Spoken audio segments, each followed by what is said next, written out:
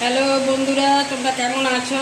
আজকে দাদির কিচেনে একটা পাঁপড় আর পনির দিয়ে একটা রেসিপি করে দেখাচ্ছি। তোমরা দেখতে থাকো। রেসিপিটা ভালো লাগলে লাইক, শেয়ার, সাবস্ক্রাইব করে দেবে। একটিবার খেয়ে দেখবে কতটা টেস্টি রেসিপি। আশা করব তোমাদের কাছে এই রেসিপিটা খুবই ভালো লাগবে। খেয়ে আমাকে কমেন্ট করে জানাবে। পাঁপড়ের অমলেটটা এটা কী করে করছি তোমাদের দেখাচ্ছি। এখানে আমি 6টা পাঁপড় নিয়েছি, 6টা অমলেট করব। এখানে পনির নিয়েছি, পনিরটা দিয়ে কি করে করছি তোমাদের দেখাচ্ছি, তোমরা দেখতে থাকো। পাঁপড়ের অমলেটটা এটা করার জন্য এখানে আমি ধনে গুঁড়ো, জিরে গুঁড়ো, কাশ্মীরি লাল লঙ্কার গুঁড়ো আর এখানে হলুদ গুঁড়ো নিয়েছি আদা আর কাঁচা লঙ্কা বাটা। এখানে আমি সবটা মশলা মিশিয়ে নিচ্ছি। এখানে আমি সবটা মশলা মিশিয়ে নিলাম। এখন আমি কিছুটা জল দিয়ে গুলে নিচ্ছি। জল দিয়ে মশলাটা গুললে মশলাটা খুব ভালো হয়, তাই মশলাটা গুলে নিচ্ছি।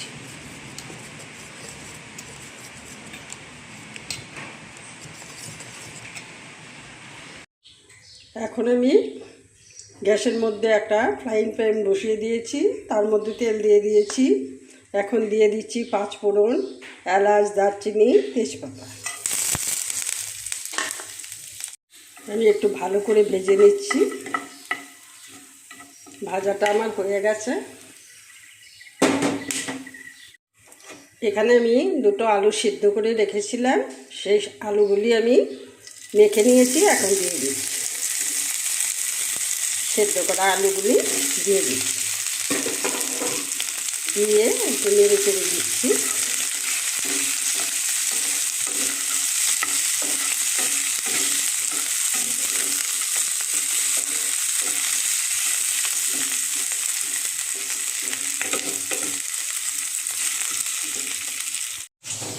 তার মধ্যে দিয়ে দিচ্ছি আদা কুচি, লঙ্কা কুচি, দিয়ে একটু ভালো করে নেড়ে দিচ্ছি।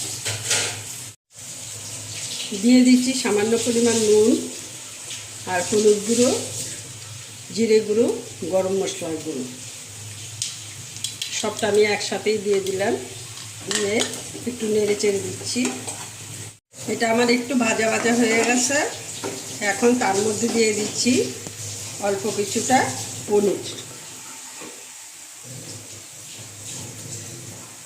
পনির আমি এভাবে গ্রেট করে দিয়ে দিচ্ছি। পনিরটা গ্রেট করে দিয়ে আমি আলুটার সাথে একটু ভালো করে মিশিয়ে নিচ্ছি।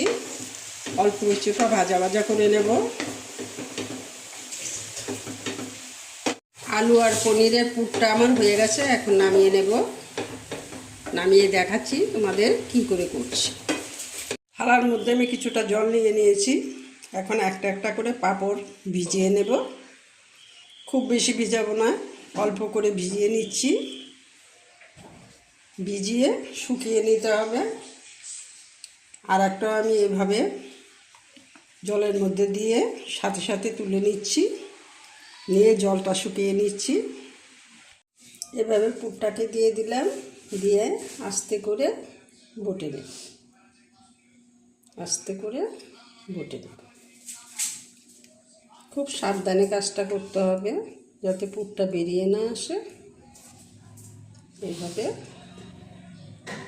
আর এইভাবে করে আমি বটে নিলাম।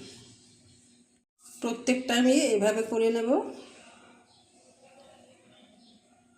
উনানে একটা প্যান বসিয়ে দিয়েছি, প্যানে তেল গরম করে নিয়েছি। এখন আমি এগুলি একটা একটা করে ভেজে নেব। খুব একটা বেশি তেল আমি দিইনি, অল্প করে তেল দিয়েছি।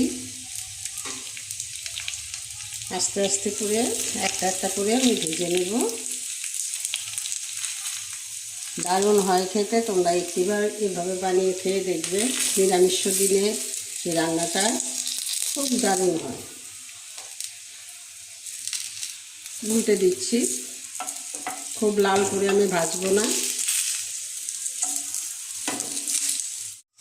দেখো একদম অমলেটের মতো হয়েছে, কেউ না খেলে বুঝতেও পারবে না এটা যে পনির দিয়ে আর পাঁপড় দিয়ে করা হয়েছে। এখন নামিয়ে নেব, খুব বেশি লাল করে ভাজবো না আমি। এখন আমি গ্যাসের মধ্যে একটা ফ্রাইং প্যান বসিয়ে দিয়েছি, তার মধ্যে তেল দিয়ে দিয়েছি। এখন দিয়ে দিচ্ছি 5 ফোড়ন, এলাচ, দারচিনি, তেজপাতা। এখন দিয়ে দিচ্ছি গুলে রেখেছিলাম যে মশলাটা, সেই মশলাটা দিয়ে একটু ভালো করে কষিয়ে নেব। পরিমাণ মতো নুন দিয়ে আমি একটু কষিয়ে নেব।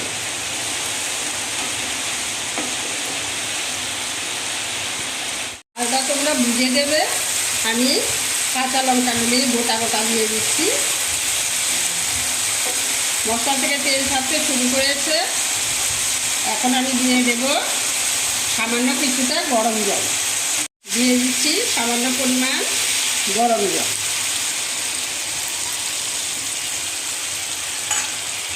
আমি রান্না করার সময় একটু গরম জল ব্যবহার করি, তাতে রান্নার টেস্টটা ভালো আসে, তার জন্য। ঝোলটা ফুটে উঠেছে, এখন আমি একটা একটা করে এগুলি দিয়ে দিচ্ছি।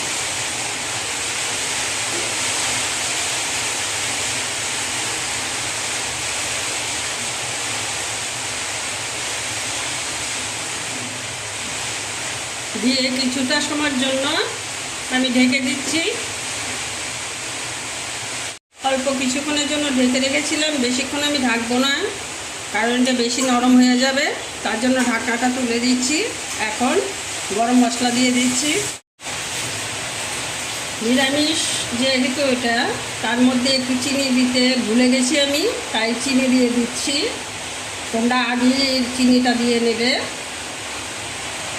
এখন অল্প করে গরম মশলা দিয়ে দিচ্ছি। এভাবে তোমরা একটিবার রান্না করে খেয়ে দেখো, নিরামিষ দিনে খুব টেস্টি রান্না, খুব ভালো লাগবে খেতে। গরম ভাতে পরিবেশন করবে, কেউ বুঝতেও পারবে না দেখে এটা কী দিয়ে তৈরি হয়েছে।